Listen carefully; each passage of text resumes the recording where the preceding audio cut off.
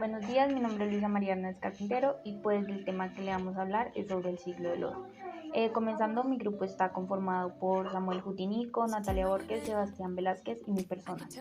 Y de lo que le vamos a hablar es sobre qué es, cuáles son sus características, los temas y las representaciones más importantes. Pues el siglo de oro fue pues un periodo donde la literatura y el arte español llegaron pues a su mayor esplendor. El término proviene de una persona que se llama Luis José Velázquez, que fue un intelectual del siglo XVIII quien usó el término para referirse a la lectura del siglo XVI. En el siglo de oro es la época clásica del apogeo de la cultura española y que abarca en líneas generales dos periodos. El siglo XVI y el siglo XVII, que pues esto está entre el barroco y el renacimiento. El renacimiento es el siglo XVI y el barroco el siglo XVII. En los acontecimientos que hicieron que España alcanzara como gran prestigio e influencia internacional en Europa. En el siglo de oro español pues fue un periodo histórico en el cual florecieron las artes y las letras del castellano y que consiguió con el auge político y militar del Imperio Español. Estos son los temas más importantes del siglo de oro.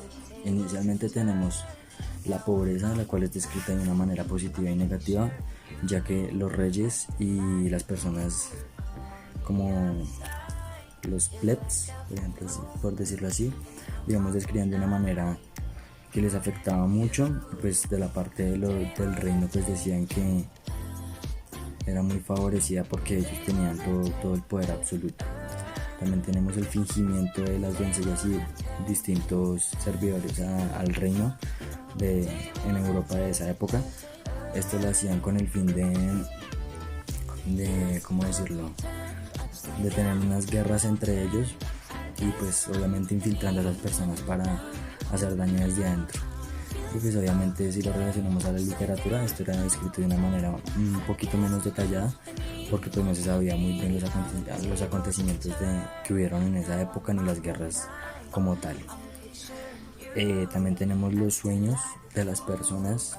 Estos los describen muchas personas en sus obras literarias porque ellos decían que querían ser algo más que simples servidores de reino. Ellos querían ser algo más cercano al rey y pues obviamente por razones políticas y económicas nunca pudieron hacerlo y ellos lo describían lamentándose en cierto punto.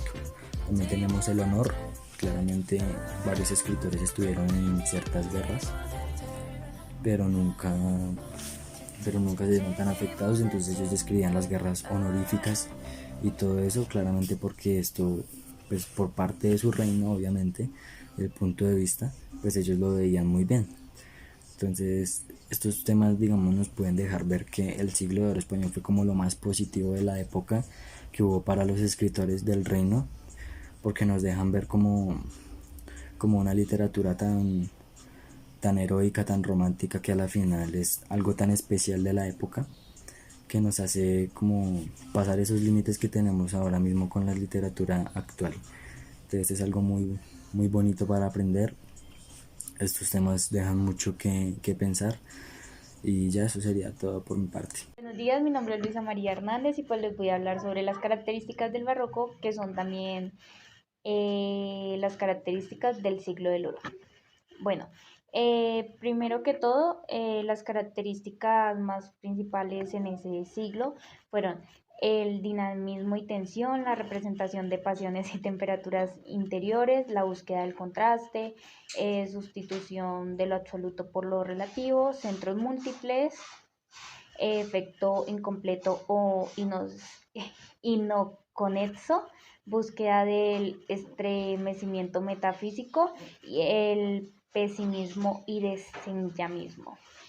Bueno, entonces la primera, que es el dinamismo y tensión, trata sobre el sentido de movimiento, dinamismo y de tensión, que es fundamental en el borroso, ya que no se buscó un reposo, sino por el contrario se establecen como tensiones entre otras formas como el sonido, las palabras o los conceptos.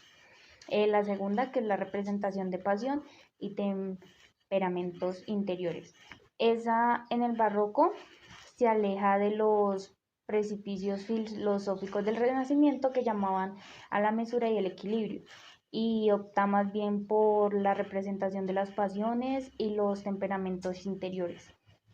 La búsqueda del contraste es como la diferencia disciplinática, artística, que el barroco revela en un gusto por el contraste, que los artes plásticos se representan por medio del claroscuro. La sustitución de lo absoluto por lo relativo trata sobre el lugar que se le da a la relatividad en consonancia con la época que carecía de seguidores filosóficos, tecnológicos y culturales, dominada el orden en la percepción del efecto, de la búsqueda de sensaciones y contradicciones. Los centros múltiples tratan sobre, bueno, en sí, se vino destacando en el arte del borroso, fue por dejar a un lado como la idea de una obra con un solo centro de interés, y en estos centros con frecuencia generaron composiciones elípticas, el cual dio el principio de las disciplinas artísticas, aunque adoptó sus recursos. El efecto incompleto o inepso fue cuando el barroco promovió en consecuencias el efecto de inconexión o de la obra abierta o incompleta, a diferencia del Renacimiento, que cerraba el universo de una obra en sí misma. La búsqueda del entrenamiento metafísico trata sobre la voluntad racional del razonamiento que buscaba la armonía y el equilibrio al barroco, prefiriendo la promoción del establecimiento metafísico. Y por último, el pesimismo y desengaño trata como que, a diferencia del Renacimiento, el barroco dominó un pensamiento pesimista y desengañado como respuesta a la crisis de la historia que estaban viviendo en ese entonces. Muchísimas gracias.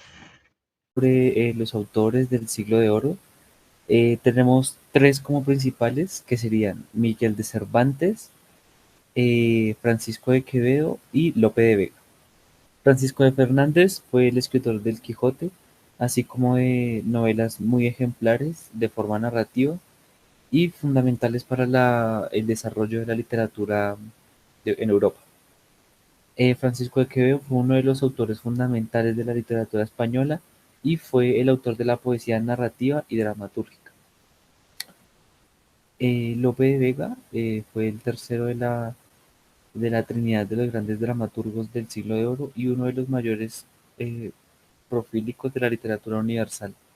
Este renovó las fórmulas de teatro para la época y fue autor de más de 3000 sonetos, 3 novelas y 4 novelas breves. Algunos más secundarios serían San Juan de la Cruz, Santa Teresa de Jesús, Tirso de Molina y Pedro Calderón de la Barca. San Juan de la Cruz fue un poeta místico religioso reformado por la Orden de Nuestra Señora del Monte Carmelo y de la Orden de las Carmelitas Descalzas en 1952.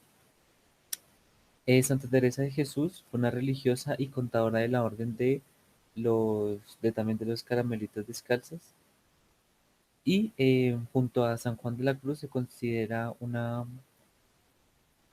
sea, es como que se considera mística en la poesía española.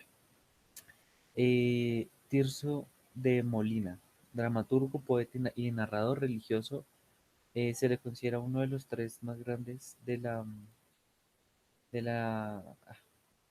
la literatura dramatúrgica del barroco. Y el último sería Pedro Calderón de la Barca, segundo de los tres grandes dramaturgos del Siglo de Oro y autor de la célebre La vida es un sueño. Y ya, profesor, sería todo. Muchas gracias.